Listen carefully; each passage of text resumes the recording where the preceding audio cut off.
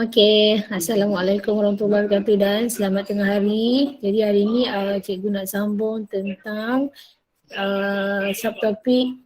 topik keimunan manusia dan kita masuk subtopik 11.2 hari ni Okay, jadi minggu sebelum cuti sekolah tu kita dah tengok tentang mekanisme pertahanan badan lah. Ada 3 peringkat. Okay. Kemudian peringkat pertama iaitu dari segi boleh diklasifikasikan sebagai pertahanan dari segi fizikal dan kimia. Fizikal ni adalah kulit. Kemudian kulit-kulit kita juga mengeluarkan sebum. Kemudian ada mucus. Okay. Jadi itu adalah pertahanan yang pertama. Pertahanan kedua adalah secara fagositosis. Di mana sel-sel fagosit ni dia akan makan ataupun dia akan hancur, dia akan rosakkan patogen yang memberi penyakit ni dengan cara memakan dan bila bakteria atau virus tu berjaya dimakan, enzim dalam badan sel fagosit ni akan memusnahkan struktur ataupun akan merosakkan protein yang ada pada virus dan bakteria ni. Kemudian yang ketiga adalah melibatkan sel darah putih. Okey, jadi hari ni antibody ni adalah susulan daripada ketiga lah. Susulan daripada pertahanan yang ketiga tu. Okey, pertahanan yang ketiga tu. Okey, sekejap ni.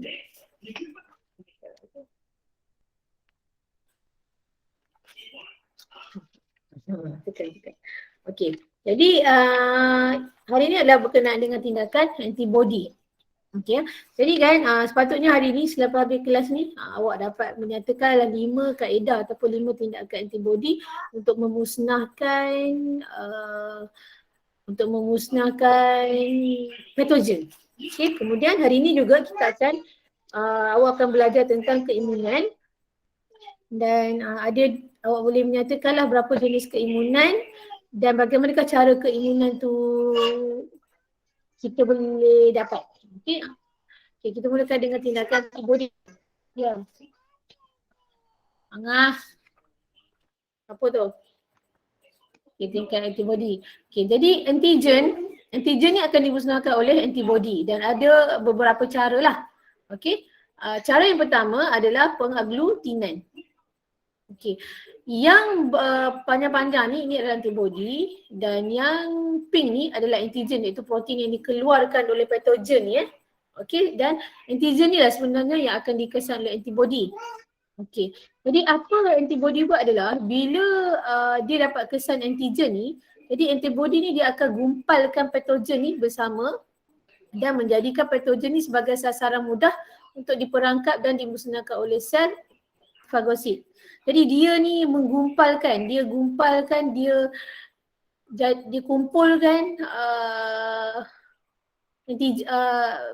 patogen ni bersama-sama dengan patogen lain, okey, dan supaya dia ni menjadi sasaran yang lebih senang dikesan dan dimusnahkan oleh sel fagosit. Okey, itu cara yang pertama. Digumpalkan, dia kumpul-kumpul, dia gumpalkan menjadikan gumpalan ni lebih senang dikesan oleh sel fagosit. Jadi bila sel fagosit datang, dia akan terus makan dan dia akan terus cernakan. Okay, yang kedua adalah penyutralan. Antibody bergabung dengan toksin yang dihasilkan oleh bakteria dan menetralkan toksin tersebut. Okey, bakteria ni dihasilkan toksin dan toksin ni nanti akhirnya akan dinetralkan oleh antibody.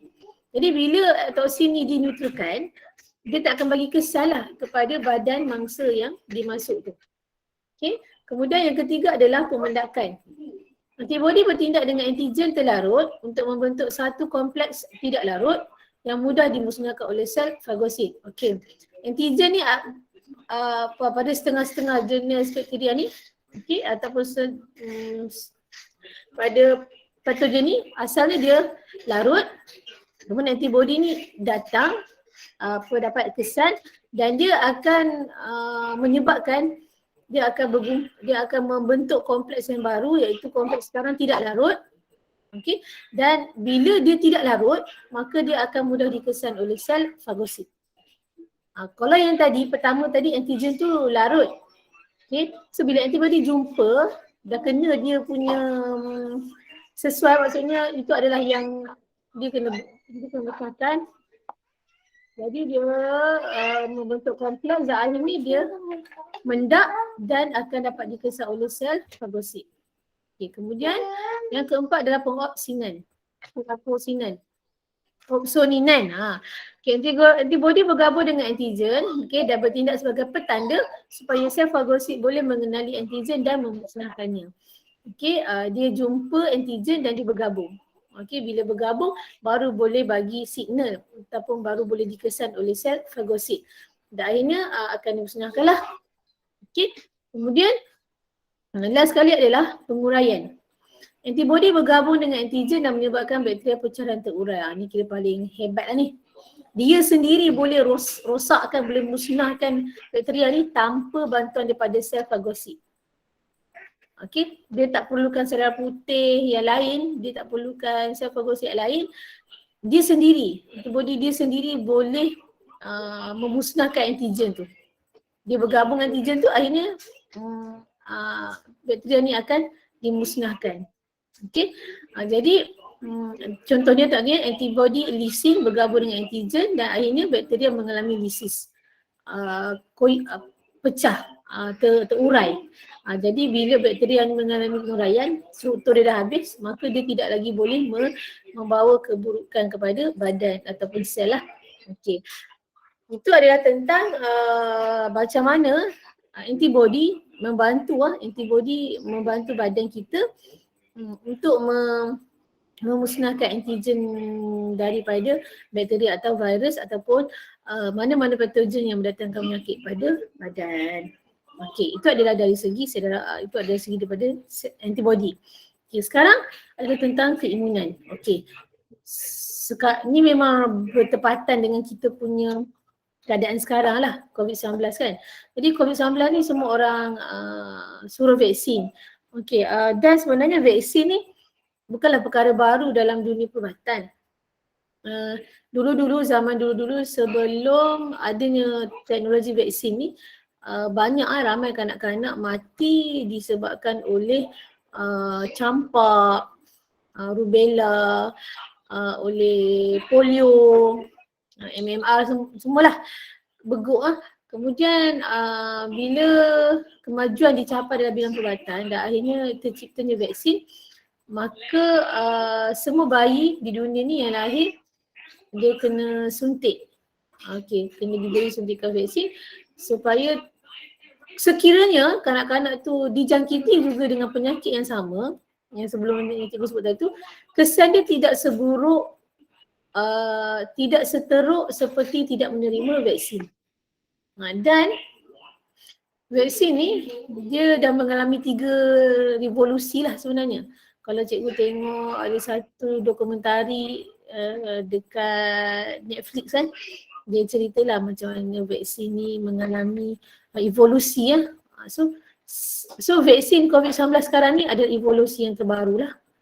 Pfizer tu adalah menggunakan evolusi vaksin yang paling terkini. Dia adalah generasi ketiga. Adalah vaksin dari generasi ketiga. Sinovac adalah generasi kedua. AZ cikgu tak pasti, macam generasi kedua juga.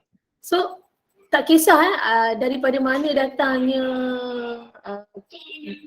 keturunan ataupun daripada mana datang pun generasi vaksin ni, motif dia adalah sama. Iaitu nak bagi badan kita standby dalam keadaan mode standby. Sekiranya kita dijangkiti penyakit, badan kita dah siap sedia. So kesan dia tidak buruk seperti orang yang langsung tidak diperkenalkan vaksin tu dalam badan. Okay.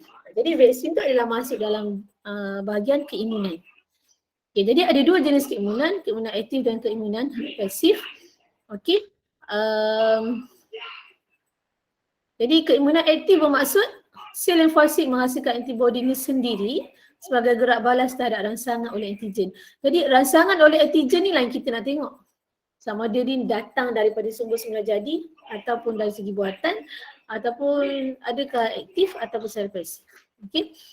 Keimunan pasif bermaksud Okay, kalau aktif tadi tu antibody dia buat sendirilah. Okay, antibody dia dihasilkan sendiri oleh sel limfosit. Kenapa? Sebab dia telah pun mendapat rangsangan oleh antigen daripada patogen tadi. Kalau ke imunopresif pula, badan kita terima saja antibody daripada sumber luar. Maksudnya badan kita tak hasilkan antibody.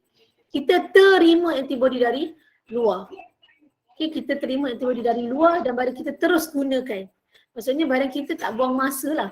Badan kita tidak buang masa untuk hasilkan antibody, kemudian baru nak lawan, baru nak bertindak dengan patogen yang masuk ke dalam badan. Beza, kalau aktif, nama pun aktif lah. So sel limfosit dalam badan sendiri yang hasilkan antibody. Jadi macam mana nak buatkan sel limfosit ni hasilkan antibody? Kenalah terima rangsangan. Maksudnya badan kita ni tak akan hasilkan antibody kalau tak ada patogen yang masuk dalam badan. Dan patogen dah masuk, sel limfosit perasan, kau ni macam lain daripada biasa aku tengok je. Baru sel limfosit akan hasilkan antibody. So antibody ni akan lawan dengan antigen tadi. Antigen yang dibawa oleh patogen tadi lah. 5 cara tadi tu lah. 5 cara tadi tu. Okay. Jadi nama dia aktif, kenapa? Sebab badan sendiri hasilkan antibody sendiri. Bahagian mana dalam badan tu? Sel limfosit lah. Okay. Kalau ke imunopresif, pasif. Terima je. Badan tak payah buat apa-apa dah. Terima siap-siap, terus bertindak, terus lawan. Tak payah nak buang masa nak hasilkan pelan-pelan, tak payah. Okay, jadi kedua-dua jenis keimunan ini boleh dihasilkan secara semula jadi atau secara buatan lah. Ini di Malaysia KKM yang memutuskan bayi berumur 2 hingga 3 bulan diimunkan dengan penyakit difteria, pertussis, tetanus, poliomyelitis dan meningitis. Okay. Kenapa KKM? Kenapa belanjawan negara kita banyak disalurkan, dibahagikan kepada perubatan dan pendidikan? Okay, untuk pengetahuan awak, belanjawan negara untuk Malaysia lah, belanjawan kita memang banyak ke arah perubatan dan pendidikan. Selebihnya adalah pertahanan semula. Okey. Penyakit-penyakit yang ada kat sini ni, difteria, pertussis, tetanus, poliomyelitis ni, nampak macam biasa. Tapi kalau dia menyerang bayi, pada keadaan bayi tu tidak bersedia, tidak ada antibody dalam badan dia, baru nak buat antibody, dia akan bagi kesan yang buruk sehinggalah kepada kematian. Poliomyelitis ni nampak macam biasa je. Tapi efek dia pada saraf teruklah. Difteria, pertussis, tetanus.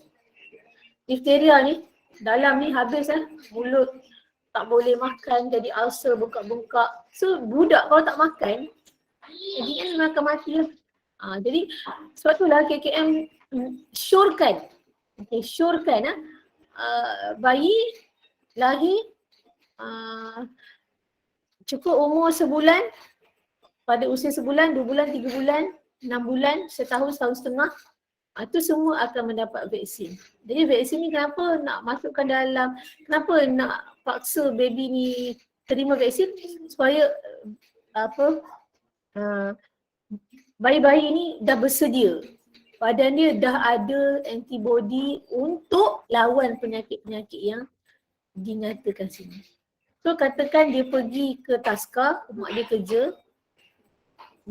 so dia dihantar ke taska, katalah dijangkiti difteria.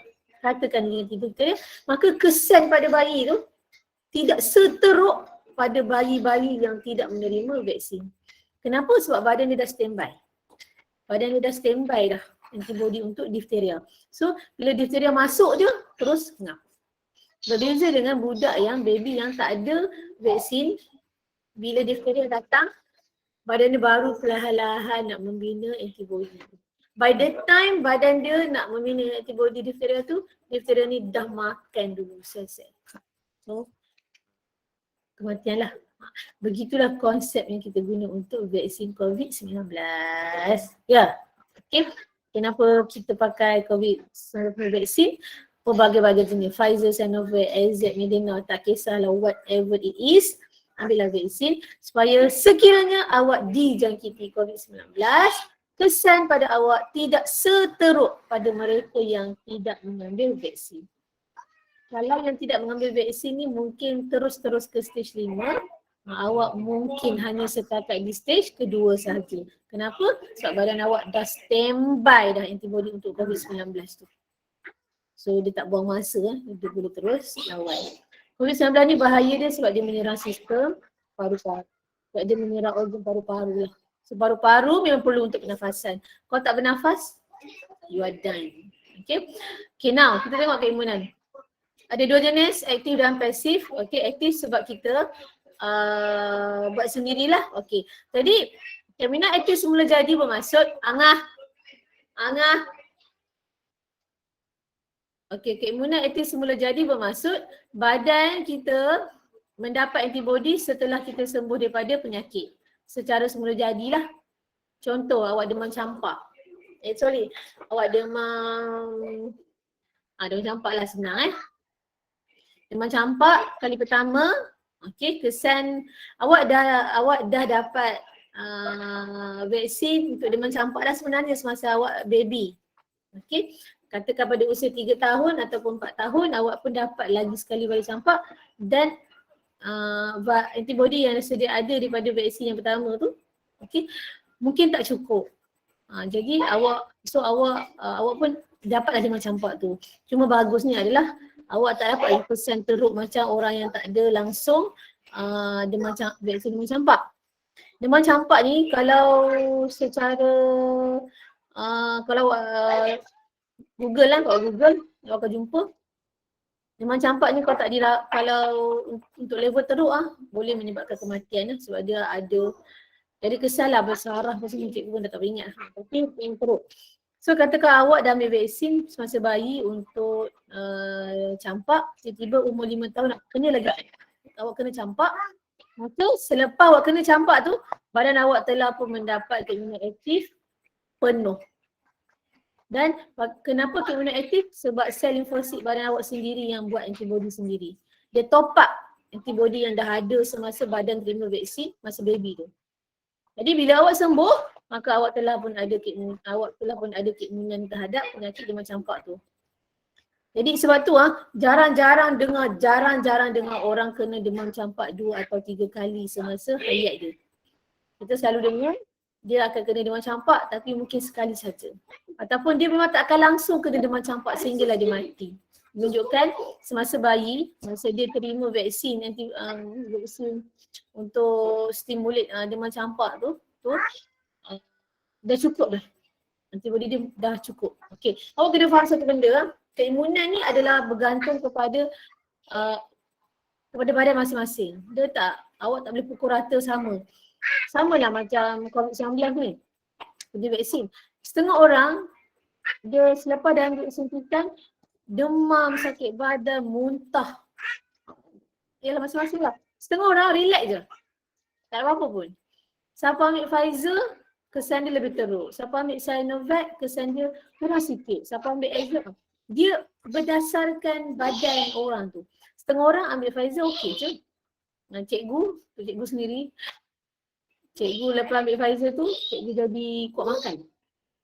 Nak makan je. Dan memang berat badan naik sebanyak 3 kilo. Naik. Dan rupa-rupanya, I'm not alone. Bukan cikgu seorang je macam tu Sering-sering dengan kawan-kawan rata-rata memang ada kesan yang sama. Tapi suami cikgu, vaksin yang sama, Pfizer juga, relax. Tak ada apa-apa pun. Nampak badan kita tak sama Jadi keimunan juga begitu.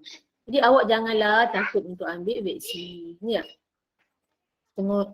Usia remaja selalunya senanglah. Awak tengah berada pada fasa sel-sel yang optimum. So insya-Allah kesan tak ada apa-apa lah. Okey, kemudian keimunan aktif buatan. Okey, kenapa keimunan aktif buatan? Kerana kita dapat antibody itu setelah kita menerima suntikan vaksin. Jadi suntikan vaksin ni adalah rangsangan kepada sel limfosit badan untuk hasilkan antibody. Okay, kenapa dia aktif? Sebab vaksin ni hanya merangsang sahaja sel limfosit badan untuk hasilkan sendiri antibody. Maka dia adalah keimunan secara aktif. Badan tak terima dari luar antibody tu, badan hasilkan sendiri. Adli, tak mau Adli. Lori. Okey, jadi kita keimunan aktif lah sebab badan buat sendiri. Angah, tengok je Angah, Alung adik ni mak risau lah. Okey, kemudian keimunan pasif. Angah. Mak takut adik lari dekat. Okey, keimunan pasif.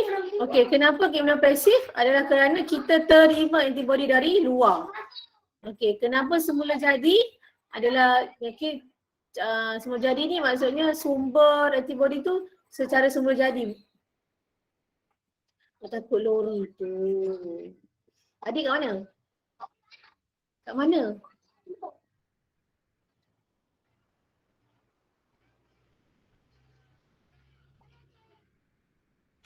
Okey, keimunan pasif semula jadi pertama adalah daripada penyusuan ibu. Okey, kenapa penyusuan ibu? Sebab susu ibu ni ada antibody. Apa yang ibu tu ada antibody, baby juga akan dapat. Sebab itulah bayi yang menyusu 100 Angah. Sebab itulah bayi yang menyusu 100% susu ibu susah ataupun jarang dapat penyakit. Dan kalau kata baby tu sesama ataupun demam, ibu tu kita akan galakkan dia ambil lebih vitamin C. Kenapa? Nanti bila ibu tu ambil lebih vitamin C, bila badan ibu tu hasilkan susu dan bila bayi dia minum susu dari dia, nanti baby pun cepat sembuh. Macam tu Jadi antibody tu dapat daripada mana? Dapat daripada ibu. Jadi itu adalah secara semula jadi. Dia adalah pasif sebab badan tak hasilkan antibody. Tapi dia dapat daripada ibu secara semula jadi. Dan satu lagi ada daripada ibu kepada fetus semasa kehamilan. Okay. Semasa mengandung, ibu-ibu sangat tidak boleh sakit. Terutamanya demam. Nampak biasa tapi efek besar. Okay, jadi semasa ibu hamil, dia juga memindahkan antibody juga kepada fetus. Okey, satu lagi adalah keimunan pasif secara buatan. Okey, buatan ni maksudnya bukan dihasilkan secara semula jadi tapi kita dapat daripada suntikan anti serum. Nanti kita tengoklah. Okay, contohnya adalah kalau kita kena patuk ular. Kita pergi ke hospital, doktor akan terus bagi kita suntikan anti serum. Okay. Jadi adakah badan awak cipta sendiri antibody untuk lawan bisa yang datang daripada ular ni? Tidak. Badan tak cipta. Badan terima sahaja. Terima daripada siapa? Daripada anti serum. Maka dia adalah secara buatan. Okay. Angah macam adik nangis je. Kan dah kata dah. Atau? Okey, keimunan pasif dan keimunan aktif. Okey, mari kita tengok pertama keimunan aktif. Okey, ni ada satu soalan menarik ni. Mengapakah murid perempuan sahaja yang diberi suntikan HPV, Human Papillomavirus?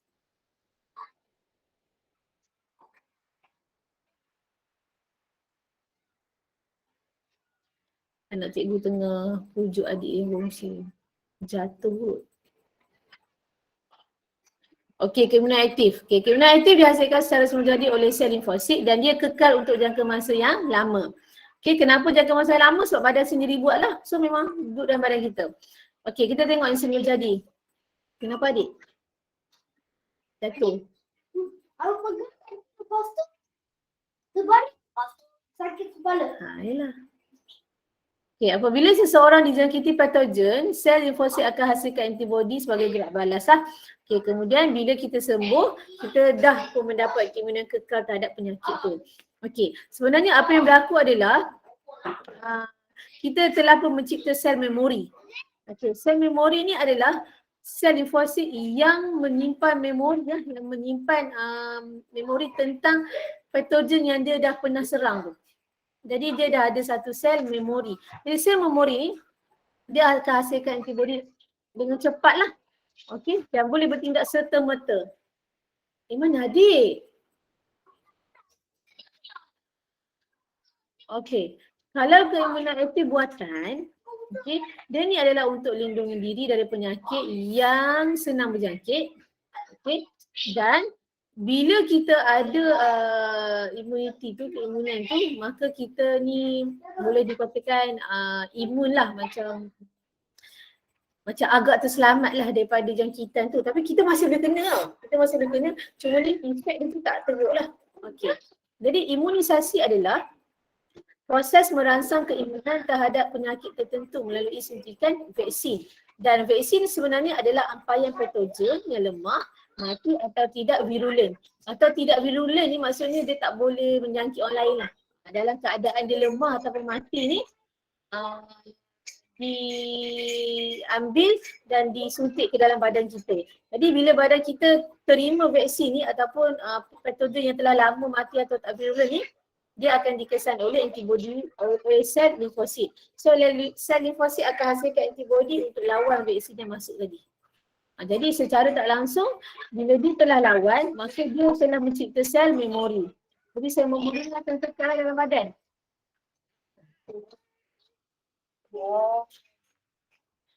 Okey.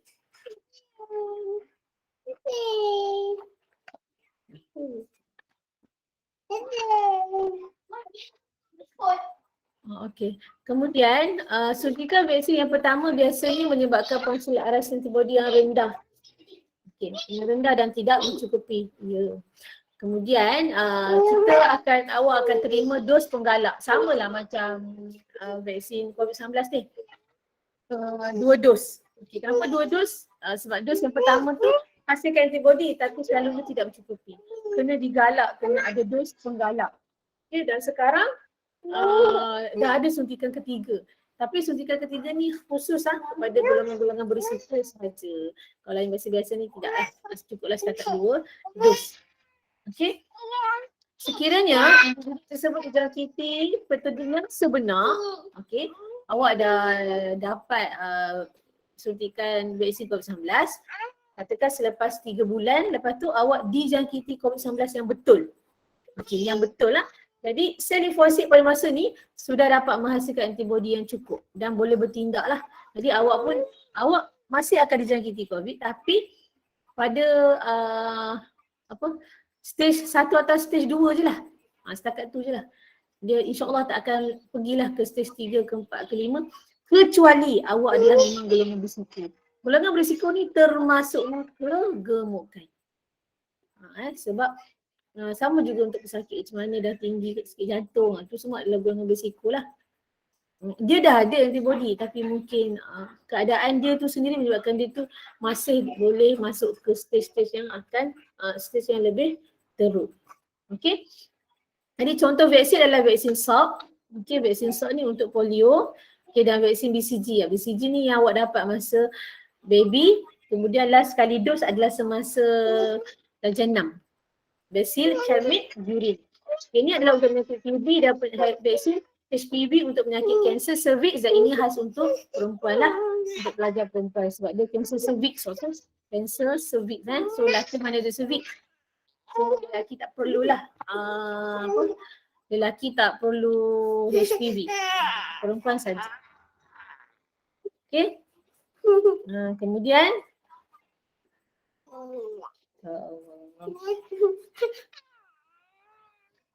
keimunan pasif pula, badan tak hasilkan antibody, okey, tapi diperoleh daripada sumber luar dan disebabkan dia ni diperoleh daripada sumber luar maka dia tidak kekal lama dan pelindungannya hanyalah serta-merta sahaja, jangka pendek dan of course sementara sahaja.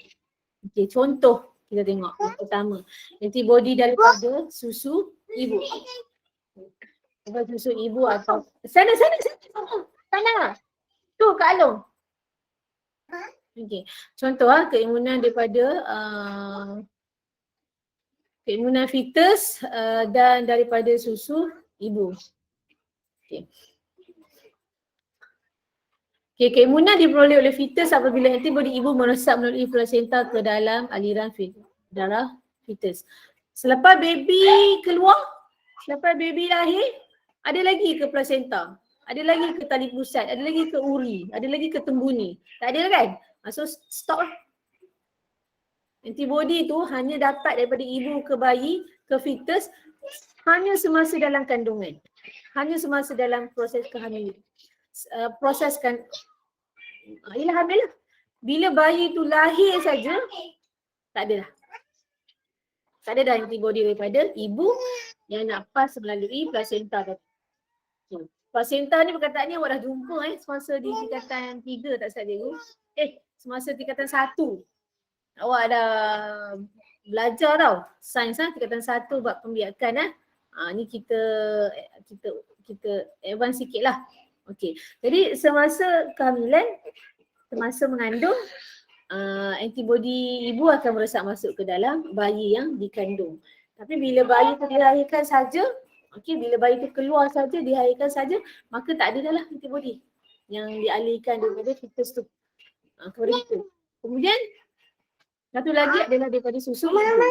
Okey. Jadi susu ibu ni, di dalam dia ada antibodi. Dan susu ibu yang pertama, selepas kelahiran tu ada kolostrum.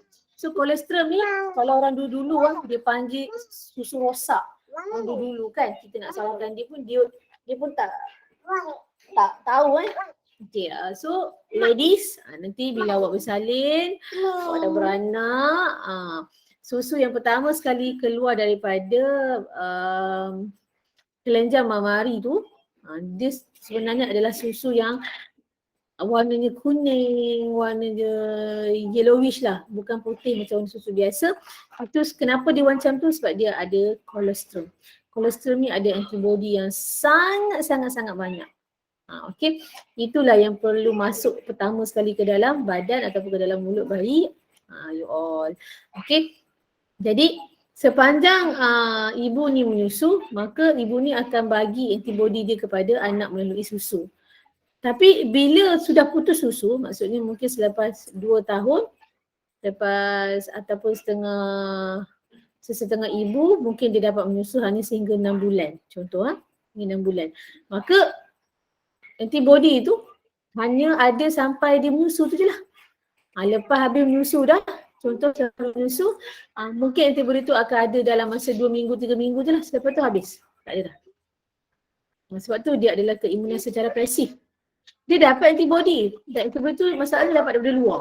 Dan disebabkan itulah dia tak kekal dalam badan. So dia bersifat sementara. Tak boleh kekal lama. Kenapa? Sebab bukan baby tu sendiri yang buat antibodi. Tak. Dia terima saja daripada ibu dia. Jadi ibu dia selama proses menyusu dan selama proses kehamilan, anak tu akan dapat antibodi. Tapi bila stop saja, bila anak tu lahir saja, bila anak tu stop saja menyusu, stop lah. Dan setakat mana yang antibodi bayi tu dapat melalui dua kaedah ni, dia tidak tahan lama sebab dia bukan satu proses yang terusan. Okey, faham Okay, kemudian satu lagi adalah keimunan pasif buatan. Okey, yang ni. Kenapa buatan? Okey, sebab kita mendapat melalui suntikan antiserum atau serum yang mengandungi antibodi spesifik untuk menentang sesuatu antigen. Okey, suntikan antiserum memberi perlindungan segera tetapi untuk jangka masa yang sangat-sangat pendek. Contoh antiserum adalah anti-tetanus, anti-rabies dan antiserum terhadap bisa ular. Okey. Bila contoh hari ni kena patuk ular. Awak pun pergi hospital, cakap doktor saya kena patuk ular ni, ular. Okey. Doktor pun kata, okey cik, sabar kejap, kita bagi suntikan. Dia pun bagilah satu suntikan anti-serum. Awak balik rumah. Nak dijadikan cerita, selepas 2 minggu, awak kena patuk ular lagi. Awak pergi lagi hospital. Doktor akan bagi sekali lagi anti-serum. Kenapa? Sebab anti-serum pertama yang diberi tadi tu, yang 2 minggu sebelum itu, mungkin dah habis lah. Dia expired, bukan expired apa. Dia tak tahan lama lah. Okay, awak balik rumah. Nak cakap cerita sebulan lepas tu, kena lagi batuk ular. So pergi hospital, dapat lagi sekali lagi antiserum. 3 kali patut ulang, 3 kalilah antiserum. 3 kalilah mendapat antiserum. Maka kenapa 3 kali? Sebab dia antibody yang disuntik tu adalah antibody yang jangka masa dia adalah sangat ringkas. Sangat pendek. Okay, jangka hayat dia tak panjang. Jadi begitulah berterusan. Cikgu 2 minggu lepas kena sengat dengan tebuan. So pergi dapat suntikan. Tu nanti kalau kena lagi tu memang dapat lagi lah suntikan walaupun dah pernah kena. Okey, jadi contoh antiserum adalah 3 jenis tu lah yang glamour lah. Anti-tetanus, anti-rabies daripada anjing dan antiserum terhadap bisul ular.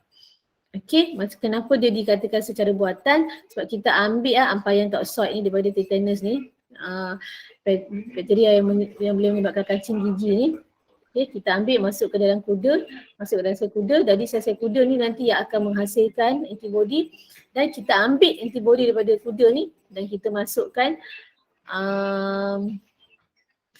dalam makmal dan kita tulinkan lah, kita asingkan lah antiserum daripada sel semua dan inilah yang dibekalkan ke hospital-hospital.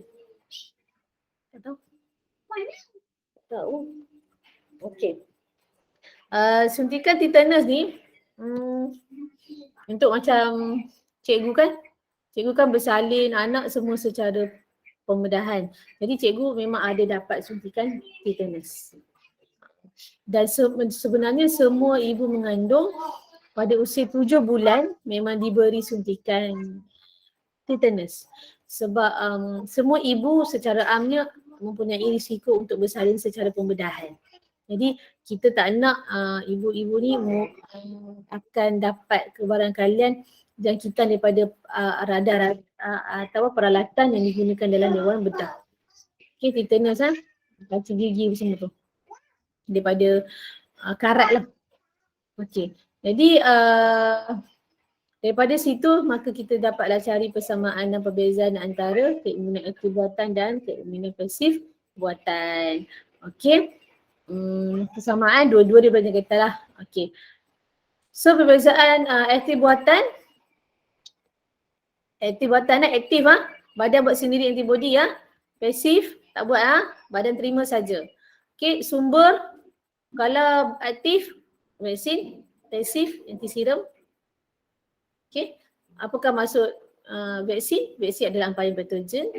Kalau antiserum adalah serum yang ada dah antibody yang spesifik.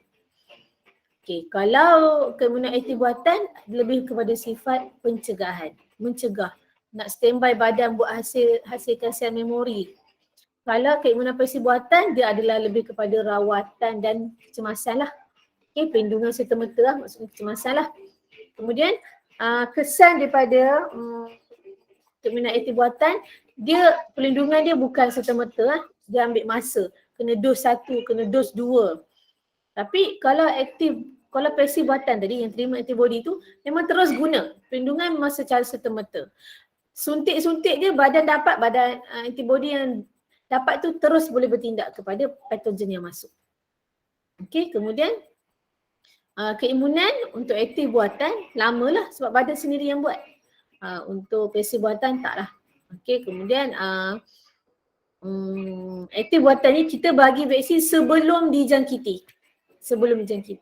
Kalau pasif buatan memang dah ada dah ada penyakit, maksudnya dah terima dah risiko tu. Telah dipatuk pun oleh ular. So dapatlah telah tercucuk pun besi yang berkarat. So adalah kemungkinan bakteria apa semua yang boleh menyebabkan kacing gigi tu masuk dalam badan. Situ. Okey, jadi antibody tersedia diberi dahulu sekiranya dapat risiko tinggi untuk dijangkiti atau sebaik selepas dijangkiti. Sebab tu orang kalau dia terpijak besi berkarat, dia pergi di hospital terus dapat suntikan anti-tetanus. Karat tu dah masuk dalam badan. Dah masuk bersama-sama dengan bakteria apa semua. So pergi hospital terus bagi antibody. Tak perlu tunggu badan untuk hasilkan tak perlu tunggu sel fosil hasilkan antibody. No, it's too late. Bahaya. Nanti dia jadi sawan, dia kekejangan, tak boleh bernafas, boleh menyebabkan kematian. Okey, untuk anti-buatan, antibody dihasilkan sendirilah. Tapi kalau versi buatan didapati daripada antiserum. Kemudian perlu diberi untuk anti-buatan perlu diberi bagi meningkatkan. Ni yang kata dos 1, dos 2 ni. Suntikan pertama, suntikan kedua. Selalunya selepas suntikan kedua barulah antibody tu dah cukup. Aras keimunan tu adalah nak menggambarkan bilangan antibody yang cukup lah. Tapi untuk versi buatan nampak. Dia terima suntikan anti-tetanus. Selepas 2 minggu habis. So kalau lepas 2 minggu terpijak lagi besi berkarat, suntikan lagi. So selepas 2 minggu habis. So kalau kata selepas tu terpijak lagi besi berkarat, dapat dah lagi. Sebab antibody dia tak lama. Okay, dia tidak kekal dalam badan pesakit. Faham Okay. Jadi ada soalan nak tanya?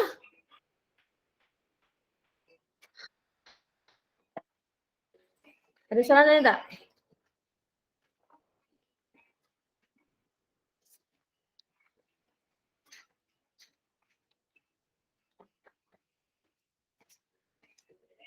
Okay, kalau tak ada soalan tanya, cikgu stop record dulu.